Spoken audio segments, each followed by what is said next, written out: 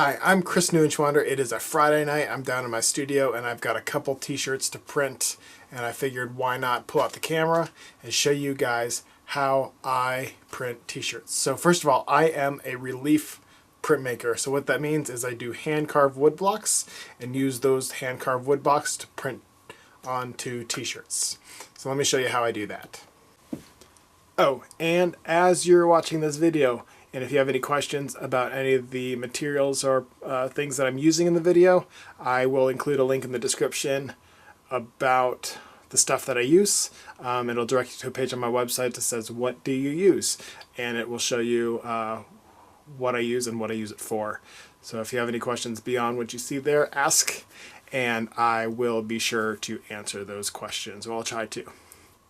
Alright, so right now behind me I've got my shelf of all of my wood blocks that I use to print t-shirts. It is pretty large. Don't mind the mess. But most of my t-shirts are kept in the top two shelves here. So I've got several, probably close to 100 different hand-carved designs in here. Tonight the t-shirt that I'm going to be showing you, the print is of this little corgi block. So I'm going to grab him out of there. So I'm over here in my printing corner, and I am going to show you how I roll out, got my ink ready for printing. First of all, I'll show you what kind of ink I use. I use Gamblin oil-based etching ink personally.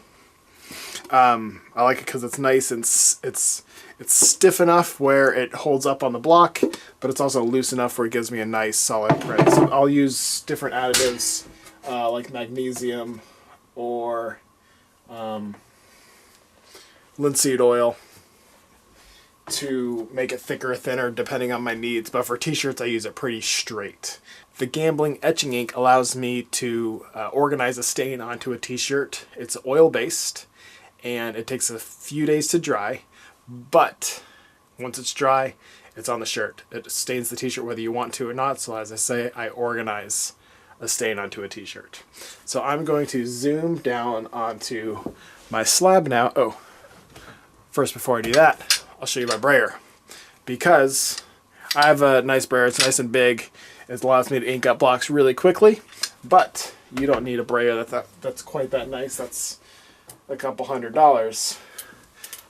All you need is a little speedball brayer. These go for about $12 at any art store. You can grab one of those and do just about the same thing. Might take you a little bit longer, but that's okay. So now I'm going to zoom down to my inking slab where I've got my corgi block all set up. I'm going to zoom in a little bit more so you don't see my studio mess here. There we go. Nice and zoomed in there. I've got my brayer. I've got my ink roll already put out onto my slab, and I've got my corgi block. So I want to get the perfect amount of ink onto, pan over here a little bit. Perfect amount of ink onto my brayer. So I've got it up at the top of the slab. I'm going to go into the ink a little bit and thin it out. It's important to build up a little bit slowly at first so you don't end up with a big inky mess on your slab.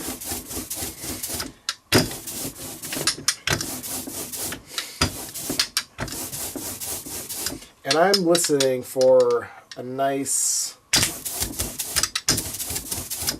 sound and texture of the ink.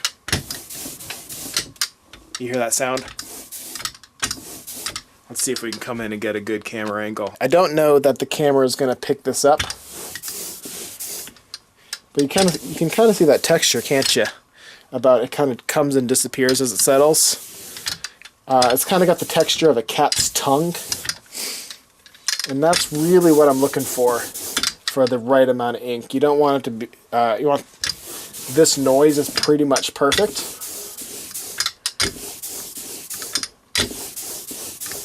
When it starts sticking and being real goopy, you know you've got too much ink on your brayer. But this nice and shiny. A little bit of a cat's tongue texture to it is nice and perfect. So that's what I'm looking for. So now that I've got my brayer nice and charged, I'm going to ink up the block. Whoop! There it is. All right. And get the ink on the block. Make sure I get every corner of the block inked up. And once you've got ink on the block, it's pretty easy to tell that it is inked up. And I'll show you in a second once I get it all nice and covered. One thing I don't think I mentioned earlier is that all of my hand-carved wood blocks are carved out of 1/4 inch MDF. I use 1/4 inch so I can store more when I go to festivals. And also so it doesn't take up too much space in my studio. So you can see, let's see if I get the lighting right. You see how it's nice and shiny? That's how you know you got a good amount of ink on there. And you can hold it up in the light, and if there's any spots that aren't quite as shiny as other spots, that'll tell you that that needs a little bit more attention. But for my purposes right now, this block is perfectly inked, and I'm going to move on to putting it on the t-shirt. Let me introduce you to my Conrad E15 etching press. I use this to print all of my t-shirt. It does the job just well. So I've got a t-shirt loaded on to the press bed. It's got a piece of chipboard on the inside for the ink to press into, and also to keep the back of the shirt protected for when I print. So the pressure is set just perfectly. Maybe I'll do another video on how to set the pressure on these, but currently this is just about printing t-shirts. You don't need to really know that. How to set my specific press. Each press is slightly different. Shirt's on the bed. Block is inked.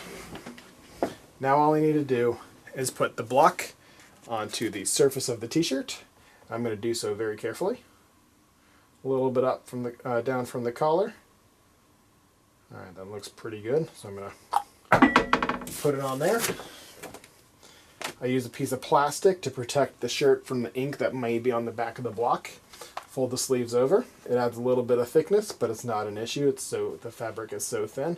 And we're going to roll it through the t-shirt. These spokes will move the top roller and put consistent pressure down onto the block and transfer the ink from the block to the t-shirt very magically.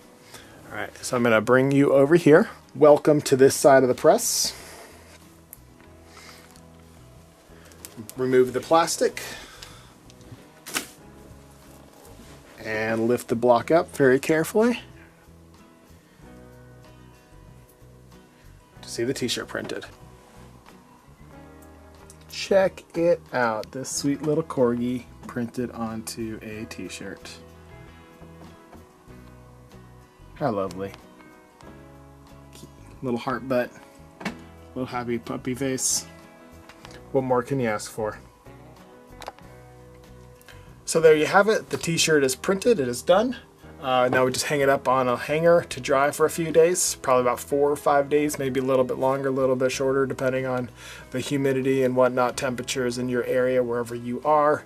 But it does take a minute to dry. Just be patient, let it dry. And don't wash or wear it until it's 100% dry. So that is how I print a t-shirt. Thank you for watching, and I hope you enjoyed this. Thanks.